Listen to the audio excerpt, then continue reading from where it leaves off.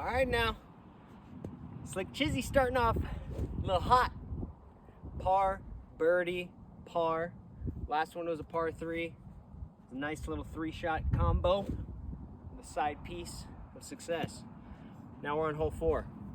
This is gonna be I think it's a par 4 or 5. Well, who knows? But here we go. Just gotta get one out there.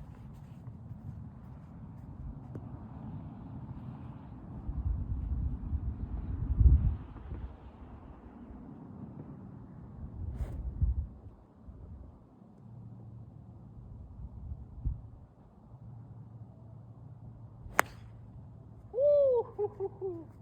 Let's go. Oh yeah. Little left side fairway action. Something's in the water, baby.